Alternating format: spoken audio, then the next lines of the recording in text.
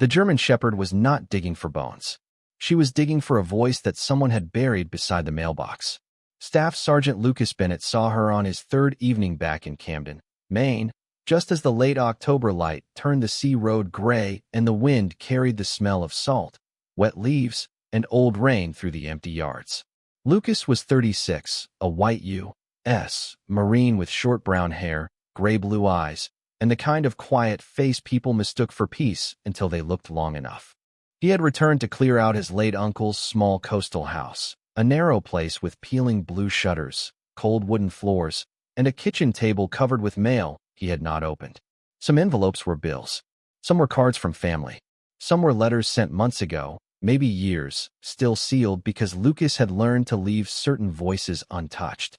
Across the road stood the abandoned Ellis house, white paint weathered by sea air, curtains still hanging behind dusty glass, garden fence leaning toward the weeds. No one had lived there since Margaret Ellis had been taken to a nursing home outside Portland, or so the town said in that vague way people spoke when they felt guilty for knowing only half a story. Lucas was carrying a box of old dishes to his pickup when he heard the scraping. Fast, desperate, rhythmic. He turned and saw the German Shepherd at the edge of the Ellis yard, digging beside a rusted rural mailbox tilted toward the road. She was female, full-grown, sable black and tan, lean but strong, with amber eyes and a coat roughened by weather. Dirt flew behind her paws. Her muzzle was streaked with mud. Every few seconds she stopped, pressed her nose to the ground beside the mailbox post, then dug harder. "Hey," Lucas called softly. "Easy, girl." The dog froze. She looked at him across the road, ears high, chest moving fast. She did not run. She did not bark. She only held his gaze with a strange urgency, then placed one muddy paw on the torn grass beside the post, not warning him away, showing him where to look. Lucas crossed the road slowly, hands open. The wind moved through the dead leaves along the ditch. A gull cried somewhere beyond the roofs.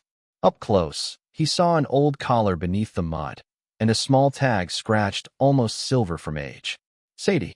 The name pulled at something in him. Margaret Ellis had once owned a German shepherd named Sadie. Years ago, before Lucas stopped answering letters, Margaret used to leave blueberry muffins on his uncle's porch and write him notes in careful blue ink whenever he was deployed.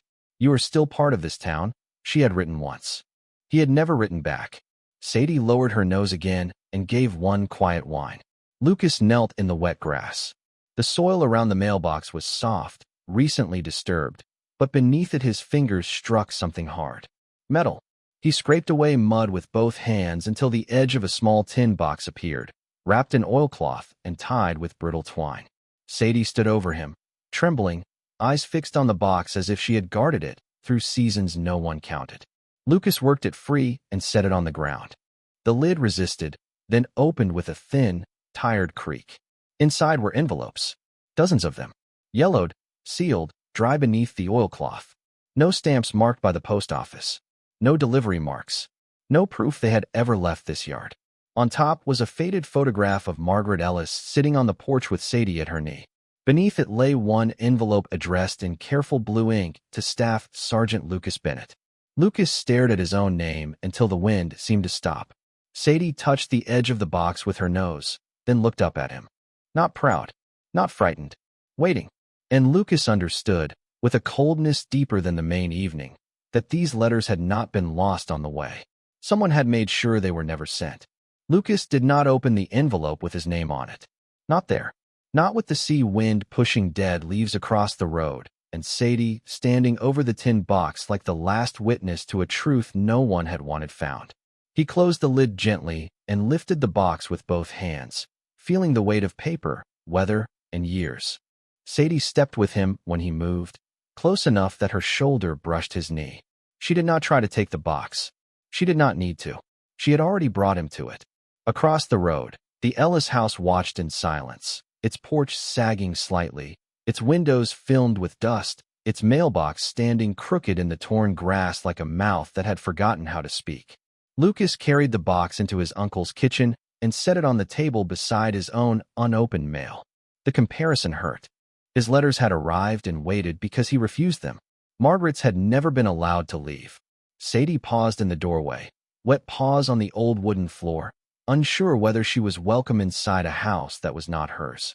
Lucas looked down at her muddy coat, the dirt on her muzzle, the amber eyes still fixed on the box. "Come in," he said softly. "You have earned that much." Sadie entered and lay beside the table, her head resting on her front paws, but her eyes never closed.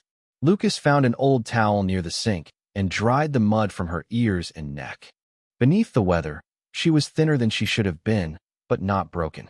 Her collar was worn almost smooth, and the tag with her name had a second line on the back, scratched but readable under the kitchen light. M. Ellis, Camden, Maine. Lucas sat down slowly. He remembered Margaret's porch in summer, flower boxes full of red geraniums, Sadie lying in the shade, Margaret calling across the road to ask whether he had eaten. Back then, Lucas was younger and angrier in a way he had mistaken for strength. When he joined the Marines and left town, Margaret wrote anyway. Birthday cards, small updates, prayers folded into ordinary sentences. At first, he answered. Then one deployment stretched him thin, then another. Then his uncle got sick. Then family messages began to feel like doors he did not know how to walk through. So he stopped opening them. Sadie gave a small sound under the table. Lucas looked at the tin box again. Most envelopes were addressed to Thomas Ellis in Portland, some to a lawyer in Rockland, one to the Camden postmaster, one to Lucas. None had postage marks. None had been processed. He picked up the photograph of Margaret and Sadie. Margaret looked older than he remembered, but her smile was the same, stubborn, warm, and brighter than the Maine weather deserved. On the back, written in blue ink, were the words, "Sadie knows where I leave my voice." Lucas felt the room grow colder. This was not clutter. This was a system. A message hidden because the normal road had been blocked. He took out his phone and searched the town directory for Dr. Alan Pierce, the veterinarian whose sign he had passed near the harbor. The clinic was closing, but when Lucas described Sadie, the receptionist went quiet and put the doctor on the line. Alan Pierce recognized the name immediately. "Margaret Ellis's dog," he said.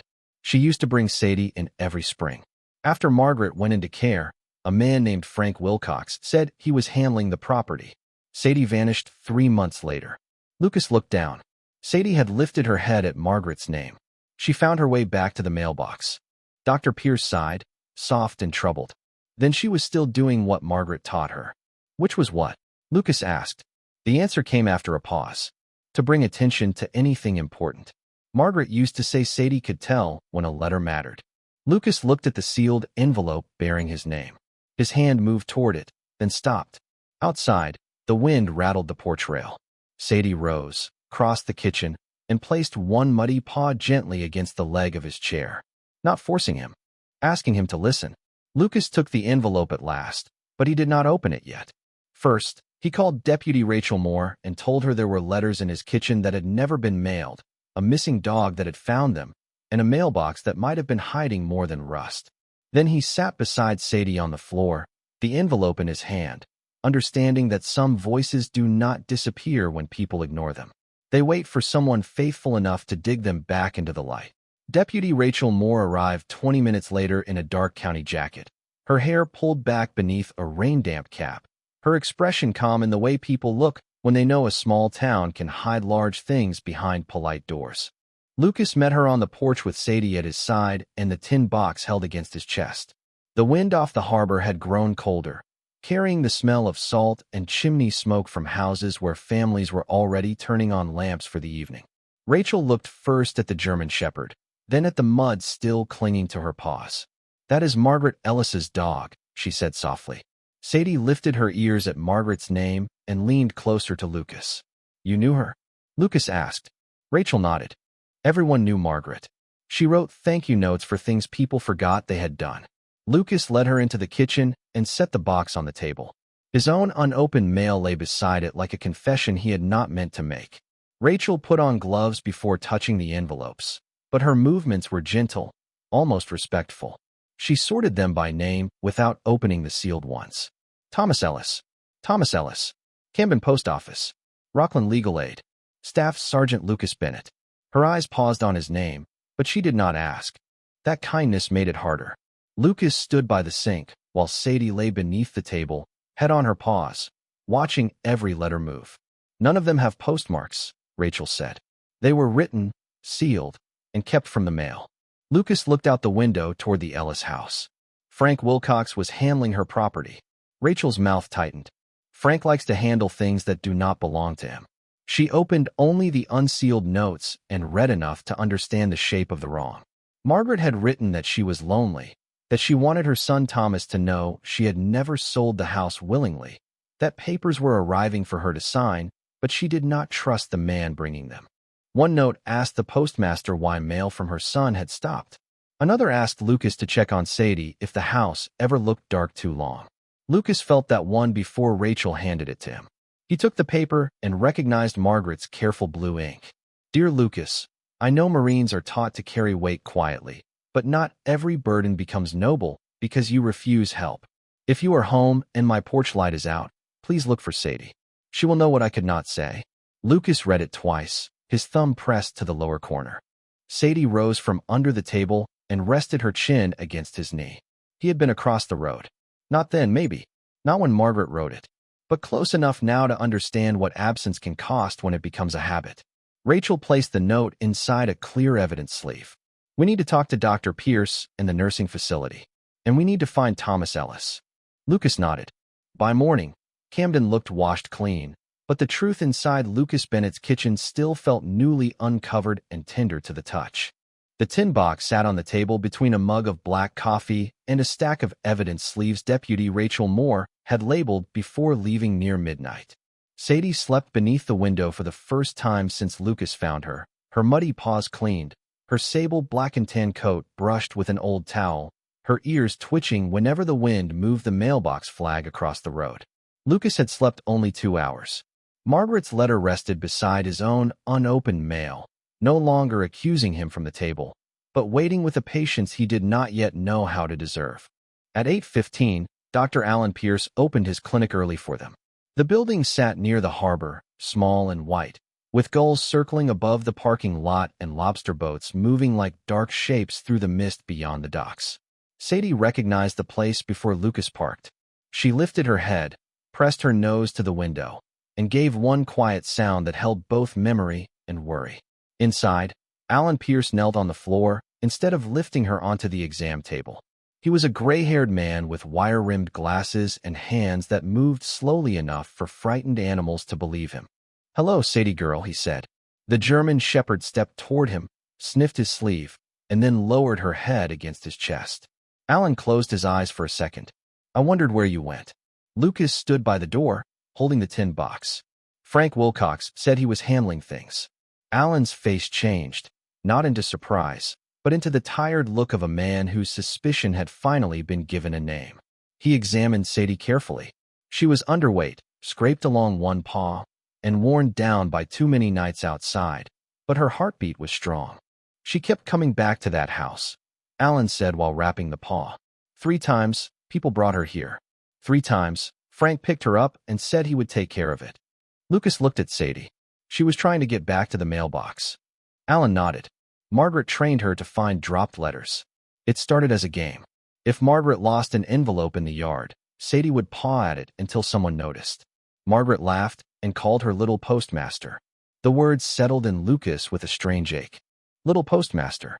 A dog taught to find letters had spent months trying to deliver a voice no human would carry. Deputy Rachel arrived at the clinic a few minutes later with news. She had reached the nursing facility near Portland. Margaret was alive, frail but alert on good days, and had asked more than once whether Thomas had written back. She had also asked whether Sadie still slept by the mailbox. Lucas held the edge of the tin box tighter. "Does Thomas know?" Rachel shook her head. "Not yet. His number is disconnected, but I found a work address in Portland. I am sending a request through proper channels." Sadie suddenly stood, ears forward, staring toward the clinic door as if she had heard a sound no one else had. Lucas followed her gaze. Through the glass, across the street, Frank Wilcox had stepped out of a dark sedan near the curb, clean coat buttoned, expression tight, eyes fixed not on Lucas, not on Rachel, but on the tin box. Sadie moved in front of Lucas without a bark. Not afraid. Certain. Rachel looked through the window and quietly closed her notebook. "Well," she said, "some letters draw the right people. Some draw the ones who buried them." Lucas rested one hand lightly on Sadie's shoulder. The German shepherd stood steady beneath his palm, and for the first time, Lucas understood that she had not been digging to find the past. She had been digging because the truth was still alive enough to be threatened. Frank Wilcox did not enter the clinic like a man surprised to find people gathered around the truth. He entered like a man who had rehearsed being reasonable. The bell above the door gave a small bright sound, and the harbor wind followed him in, carrying the smell of salt, wet pavement, and expensive cologne that did not belong in a room warmed by clean towels and animal breath. Sadie stood between him and Lucas, her bandaged paw firm on the floor, her amber eyes fixed on his face. She did not bark. She did not need to. Frank glanced at her, then quickly looked away. "Deputy Moore," he said, smoothing one hand down the front of his coat. "I heard there was some confusion about Margaret's old mail." Rachel's voice stayed even. "Interesting. I did not mention mail to anyone outside this room." The silence that followed was small, but it cut clean. Lucas felt Sadie lean slightly against his leg, not from fear, but from readiness. Dr. Alan Pierce stood near the counter, arms folded, his kindness still present but no longer soft. Frank smiled in a tired, patient way, the kind people use when they want cruelty to look like common sense. Margaret was elderly. She wrote letters all the time. Half of them made no sense. I kept things from getting embarrassing. Lucas looked at the tin box on the counter, at the envelopes sealed in Margaret's blue ink. "You kept them from leaving." Frank's smile thinned. "You do not know this family." "Neither did the post office," Rachel said, "because the letters were never given to them." Frank shifted his weight. "I was managing the house. Her son was absent. Someone had to make decisions." At the word absent, Lucas felt something inside him tighten, because it sounded too much like the excuse he had used for himself. But Sadie stepped forward 1 inch, and the movement brought him back. This was not about shame anymore. It was about a voice someone tried to bury. Rachel opened her notebook. "We will need a formal statement. We will also be reviewing property documents, mail handling, and any authority you claim to have over Margaret Ellis's communications." Frank's face hardened at the edges. "You are making this dramatic because of a dog." Alan Pierce spoke then, quiet and steady. "That dog did more for Margaret than most people with keys." Sadie's ears lifted at Margaret's name. Frank looked toward the door, as if the room had become smaller than he expected. Rachel did not stop him when he left. She only watched him go, then looked at Lucas.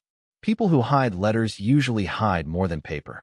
That afternoon, Rachel obtained permission to inspect the Ellis property, with Lucas present as a witness and Alan there to handle Sadie. The old house smelled of dust, sea damp, and closed rooms.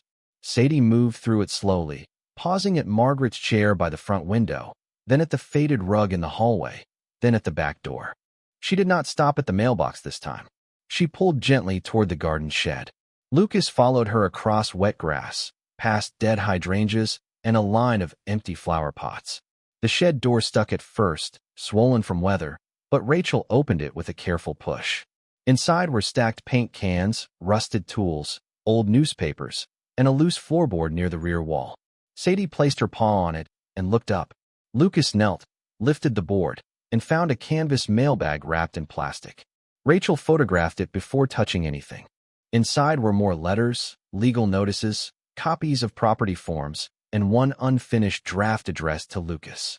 He unfolded it with hands that remembered Margaret's kitchen light before his mind did. "Tell the Marine next door he is still allowed to come home. Tell him Sadie will keep digging until somebody listens." Lucas closed his eyes. Outside, gulls cried over the harbor, and inside the shed, the truth Margaret could not mail finally had witnesses. Deputy Rachel Moore spent the next hour in the Ellis Garden shed with quiet precision, photographing every envelope, every legal notice, every corner of the canvas mailbag before anything moved from the place where Sadie had found it. Lucas stood near the doorway with one hand resting on the German shepherd's shoulder, feeling the steady rise and fall of her breath beneath his palm. Sadie did not try to pull farther inside. Her work there seemed finished. She watched Rachel lift the letters one by one, watched Alan Pierce stand guard near the yard gate, watched the pale, Maine light fall across the loose floorboard like a curtain finally drawn back. The shed smelled of damp wood, rusted tools, old paper, and the faint lavender scent that still clung to Margaret Ellis's handwriting. Lucas held the unfinished draft addressed to him, folded carefully now in an evident sleeve, but the words had already entered him where sleeves could not protect anything. Tell the Marine next door he is still allowed to come home. He thought of the unopened letters on his own kitchen table, the cards from his mother, the note from his sister after his uncle died, the voices he had left sealed because silence felt easier than explaining why he had become so hard to reach. Rachel stepped out of the shed with the mailbag secured in a box. There is enough here to open a formal investigation, she said. Property forms, missing correspondence, possible mail interference, and questions about who benefited from keeping Thomas Ellis away. Lucas looked across the road at Margaret's house, its windows dull in the afternoon gray. Can we find him? Rachel nodded. I reached his employer in Portland. He is still in Maine. He never knew Margaret had been asking for him. Sadie's ears moved at Margaret's name. Lucas crouched beside her. You hear that, girl? We're going to get the letters where they were supposed to go. Sadie touched her nose to his wrist, then looked toward the mailbox. Not digging this time. Waiting. That evening, Thomas Ellis called from Portland. Rachel put the phone on speaker at Lucas's kitchen table, with Sadie lying beneath it and the tin box between them. Thomas's voice was older than Lucas expected, rough with caution. He said he had written to his mother for months and received no reply. He said Frank told him Margaret was confused, tired, and did not want visitors. He said he believed it because guilt can make even a son accept the cruelest explanation if it sounds like punishment. Lucas listened, feeling each word land beside his own history. She wrote to you, Rachel said gently. Many times. There was silence on the line. Then Thomas asked, barely above a whisper, did she think I stopped loving her? No one answered quickly. Some questions deserve room to grieve before truth comes in. Lucas looked down at Sadie. The German shepherd had lifted her head, amber eyes fixed on the phone as if she knew that another person was standing at the edge of a door afraid to open it. Lucas spoke then quietly. She kept trying to reach you. Sadie found the letters. Thomas gave one broken breath. Sadie is alive? The dog's ears rose at her name. Lucas moved the phone lower. She is right here. Sadie stood, stepped closer, and gave one soft sound into the room. Thomas did not speak for several seconds. When he finally did, his voice had changed. I am coming tomorrow. After the call ended, the kitchen settled into a hush. Outside, the rusted mailbox stood under the porch light across the road, no longer just a crooked piece of metal beside a dead yard. It had become a witness. Lucas reached for the oldest envelope on his own stack of unopened mail, one from his mother with his name written in familiar, careful letters. His hand trembled before he opened it. Sadie came beside his chair and rested her chin on his knee. Lucas unfolded the paper slowly. There was no accusation inside, only ordinary love. Weather. A recipe. A line saying she missed his voice but would wait. Lucas bowed his head, and the first tear came quietly, without shame. In the dark window, he could see Sadie's reflection beside him, faithful and still, as if Margaret's message had not stopped with one buried mailbag. It had reached him too. Thomas Ellis arrived in Camden just before noon, driving a gray sedan with Portland parking stickers on the windshield and the tired look of a man who had spent the whole morning rehearsing words that would not come. Lucas watched from his uncle's porch as Thomas slowed in front of the abandoned Ellis house, then stopped beside the crooked mailbox where Sadie had first dug the truth out of the ground. The sky was pale and wide above the harbor, with gulls turning in the wind and sunlight flashing across the water beyond the rooftops. Sadie stood beside Lucas, her bandaged paw healed enough for short walks, her amber eyes fixed on the car. When Thomas stepped out, she went still. He was in his 40s, dark-haired, wearing a navy jacket and holding a folder Rachel Moore had asked him to bring. For a moment, he only looked at the house, the weathered porch, the dusty windows, the mailbox leaning toward the road like a question no one had answered in time. Then he saw Sadie. His face changed in a way Lucas could feel from across the yard. Not surprise. Recognition torn open by grief. Sadie, he said. The German shepherd crossed the road before Lucas could speak, not running, not pulling, just moving with calm certainty toward a voice she had known from another season of life. Thomas knelt in the wet grass, and Sadie pressed her head against his chest. He folded both arms around her and bowed over her neck, his shoulders shaking once. Then stilling as if he was trying to be careful with the dog, and the years at the same time.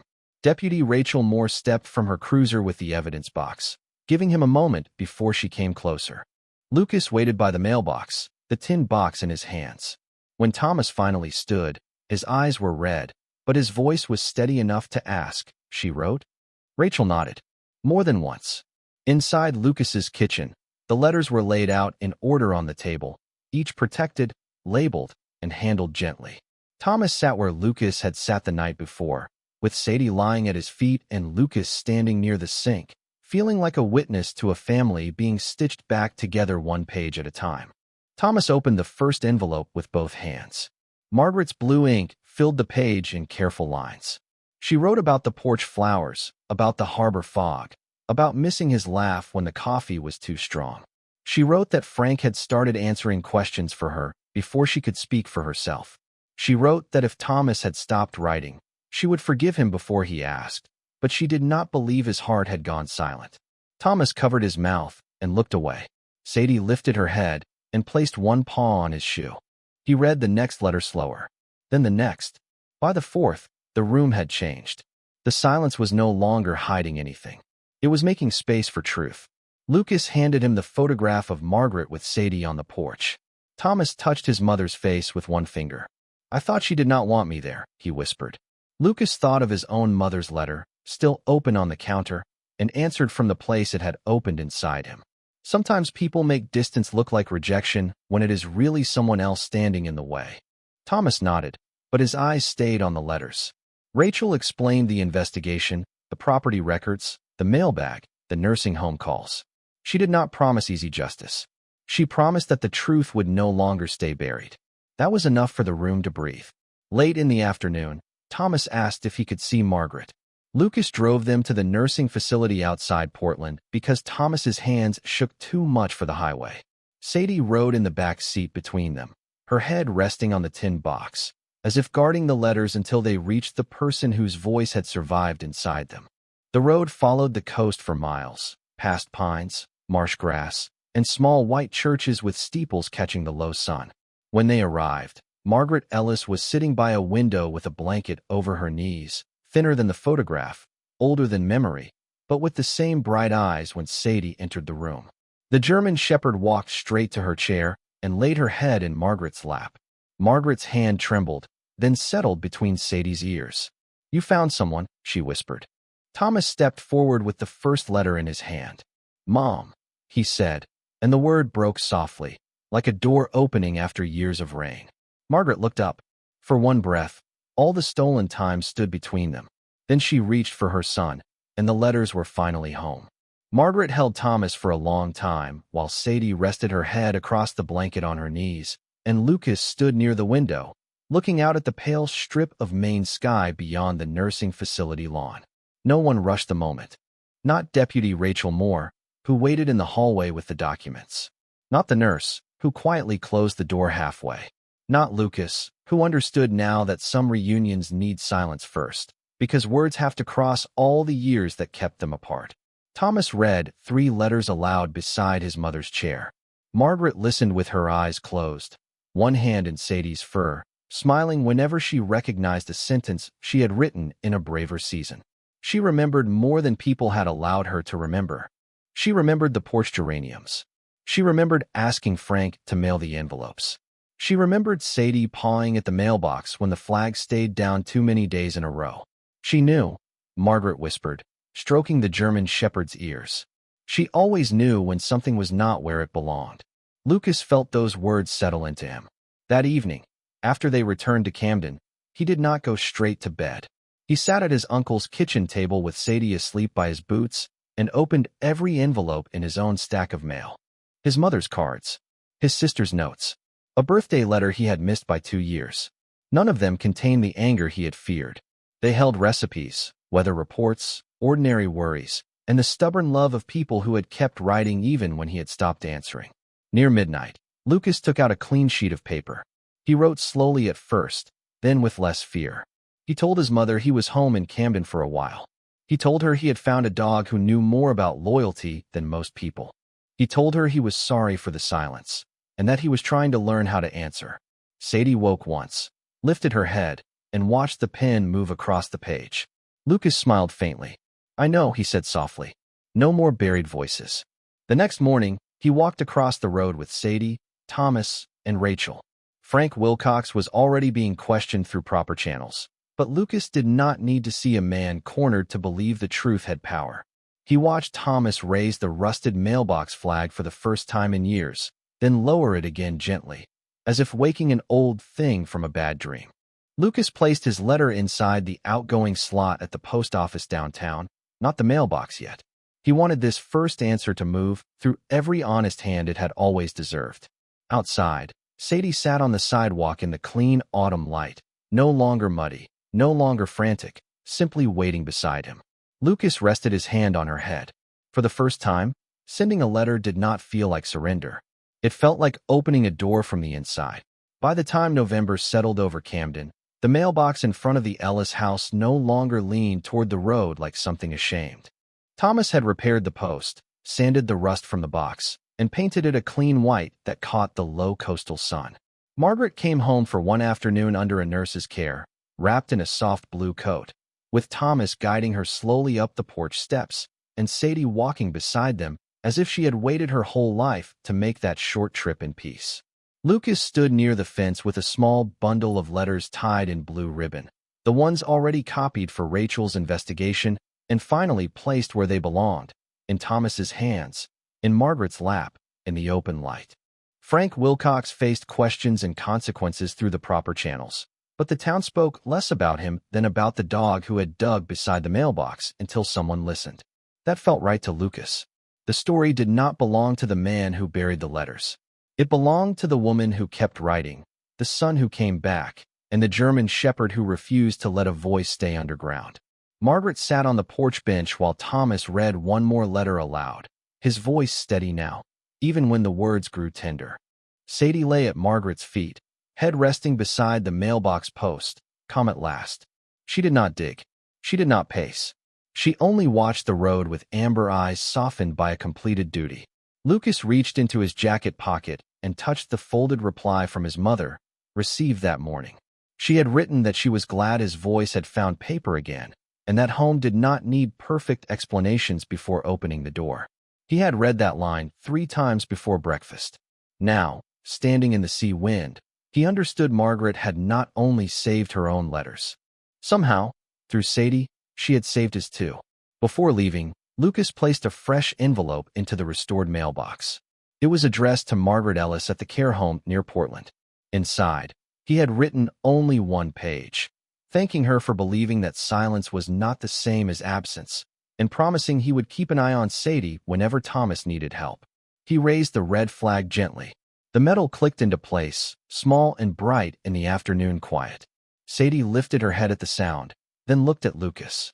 For the first time, there was no urgency in her gaze, only peace. The harbor wind moved through the dry leaves, carrying salt, wood smoke, and the faint bell from a buoy offshore. Some messages arrive late. Some truths wait beneath mud, rust, and fear. But love, when guarded by a faithful heart, has a way of finding daylight. And beside that white mailbox, with a Marine finally answering and a German shepherd finally resting, no voice was buried anymore.